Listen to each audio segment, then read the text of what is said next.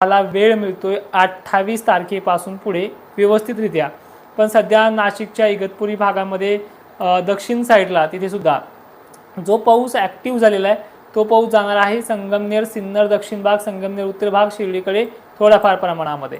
अहिल्यानगर शहराच्या दक्षिण भागाकडनं एक वातावरण बनून गेले ते पुढे खाली जाणार आहे. पुण्यामध्ये रात्री बेरात्री अतिवृष्टीसारखा वादळी वाऱ्याचा पाऊस होणार आहे. बारामतीमध्ये पूर्वेकडील भागांना, उत्तरेकडील भागांना चांगलाच पाणी होणार आहे. त्याचबरोबर इकडे लातूरच्या पश्चिम भागामध्ये अंबाजोगाई पट्ट्यामध्ये काही ठिकाणी पावसाचे चान्सेस आहेत, सतर्क राहा. बाकी बीड जिल्ह्यातला तर आपल्याला माहिती आहे जो केज पट्टा आहे, केजच्याही पूर्वेकडे अंबाजोगाई पट्टा आहे, इकडे देखील हा पाणी परळी वैजनाथकडे जाणार आहे, त्यामुळे तुम्ही सतर्क राहा. माजलगावमध्ये गरमीची लेवल जास्त आहे, बीड परिसरून येणारं वातावरण तिथे सक्रिय होऊ शकतं. आजची संध्याकाळ तुम्ही देखील सतर्क राहा. बाकी नांदेड दक्षिण भाग, घनसावंगी तुरळक ठिकाणी दक्षिण भाग, त्याचबरोबर पैठणचा पश्चिम भाग, राहुरी पाथर्डी परिसर असा भाग आहे. वैजापूरला तुरळक ठिकाणी अशा प्रकारच्या ढगांची शेड्यूल बनलेला आहे. ठीक आहे, त्यामुळे कालच सांगितलेलं आहे, सकाळी पण सांगितलं होतं, कालच्या व्हिडिओप्रमाणे वातावरण त्या ठिकाणी डायव्हर्ट झालेले आहे. शेतकऱ्यांनी आभाळाकडे पाहून आपले कामं नियोजन करायचे. ऐन दिवस मावळता 4-5 वाजता ढगांची गर्दी होऊ लागली. भाग असणार आहे पुणे परिसर, नाशिक क्षेत्र, संभाजीनगर क्षेत्र, इथे स्थानिक वातावरणाचा 4-2 गावखेड्याला पाणी होण्याचा अंदाज आहे. याच्यामध्ये अहिल्यानगरचाही समावेश आहे. 25 तारखेला इथल्या काही शेतकऱ्यांनी मध्यरात्रीपर्यंत काळजी घ्या. लातूरचा निलंगा सावंतवाडी पट्टा आहे, त्याचबरोबर छत्रपती संभाजीनगरचा दक्षिण साईड आहे, जालन्याच्या गावखेडे 1-2 दिसत आहेत. बीड जिल्ह्यामध्ये सेम आहे. बाकी पुणे वगैरे परिसर, बारामती, इंदेवाडी जे काही परिसर आहे या भागाचा शेड्यूल याच्यामध्ये राहणार आहे. ठीक आहे, अशा प्रकारचं वातावरण आजच्यासारखं उद्या पण आहे, व्याप्ती कमी अधिक प्रमाणात राहील. तर एक महत्त्वाचा विषय आजचा असा होता की मित्रांनो, हे ढगं निघण्याचं प्रमाण जे आहे ते 26ला सुद्धा आहे आणि ह्या 26 तारखेला मी अहिल्यानगरमध्ये येतो आहे. ठीक आहे, आणि दुसरी महत्त्वाची गोष्ट, उद्या पुणे कोल्हापूर तुरळक भाग आहेत. पुण्याला आज जास्त झालं तर काही खेड्यांना तिथे होणार पण नाही आहे. नाशिक क्षेत्रात मोजक्या ठिकाणी आहे, सोलापूर तुरळक ठिकाणी आहे, कोल्हापूर आहे, बेळगाव हुबळी भरपूर आहे आणि थोड्याफार ढगांची भीती नागपूरच्या आणि हिंगणघाटच्या काही मोजक्या भागांमध्ये राहू शकते. बाकी विदर्भामध्ये स्थानिक वातावरणाचे थोडेफार फटकारे आहेत, जास्त व्याप्तीच नाही आहे, 10% आहे. मराठवाड्यात सुद्धा सेम कंडिशन आहे, आभाळ येणारच आहे. आजही काही ठिकाणी चालू आहे पाऊस अनेक ठिकाणी.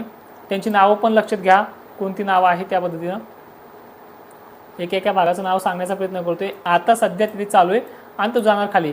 धाराशिवच्या पूर्व भागामध्ये भाग कोणता सांगतो याकडे फोकस करा.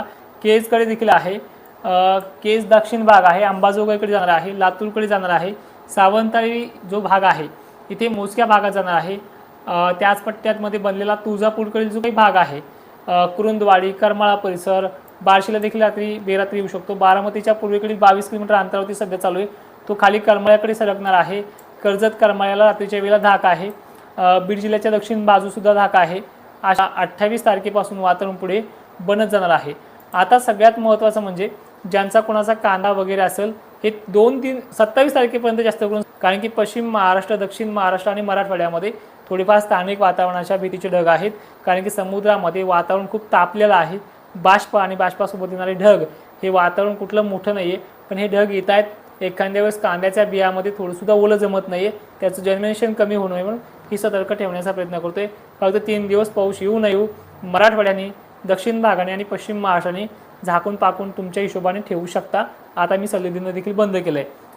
त्याचबरोबर मे महिन्यातल्या 15-16 तारखेच्या हिशोबामध्ये वातावरण पुन्हा खराब होते. कदाचित 11 तारखेपासूनच ढगाळ वातावरणाला सुरुवात होईल, पण त्या पाठोपाठ ते कसं 2-4 जिल्हे घेत आहे आणि तुम्ही वाट बघताय. तुम्ही आम्हाला 11 तारखेला पाऊस सांगितला आहे, सांगितलेल्या गोष्टी लक्षात ठेवजा की सांगितलं कुठं कमी आणि कुठे जास्त, या गोष्टीकडे फोकस करा. त्या पावसाचा सुद्धा प्रभाव पश्चिम भागाकडनं आहे आणि ह्यावर्षी मान्सूनसुद्धा पश्चिम भागाकडनं येणार आहे, तेलंगणा मार्गे नाही आहे. तर तेलंगणा मार्गे परतीचा प्रवास राहील ह्यावर्षी. तर 15-16चा पाऊस जो आहे, वातावरणाचा शेड्यूल जर पाहिला तर ह्या पावसासुद्धा पेरणीच्या पाण्याची सोय होऊ शकते अशी पद्धत आज तरी मॉडेलवर दिसते. यामध्ये थोडेफार चेंजेस आहेत, किंवा वाढणार आहे किंवा कमी होणार आहे. पण काही जिल्हे मराठवाड्यामध्ये असे आहेत, काही जिल्हे पश्चिम महाराष्ट्रात असे आहे आणि विदर्भात सुद्धा काही जिल्हे असे आहेत की 15-16 मे पासून होणाऱ्या वातावरणाचा प्रभाव येणाऱ्या 22 तारखेपर्यंत रोहिणी नक्षत्रापर्यंत एवढा मोठा पडू शकतो की काही गावांना काही तालुक्यांना पेरणीच्या पाण्याची सोय करून देऊ शकतो। अशा प्रकारचा मे महिन्यातला पाऊस राहणार आहे अशी पद्धत आहे।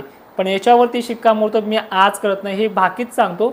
अंदाज डिक्लेअरची 28 तारखेला तुम्हाला समजून जाईल। त्यामुळे चॅनलला सबस्क्राईब करून ठेवा, इंस्टाला असेल फेसबुकला असेल फॉलो करून ठेवा। नक्कीच तुम्हाला 28 तारखेला याबद्दल ठाम भूमिका देखील समजून जाईल। बाकी आता काय कमेंट आहे तुमच्या 1-2 मिनिटांमध्ये घेऊयात।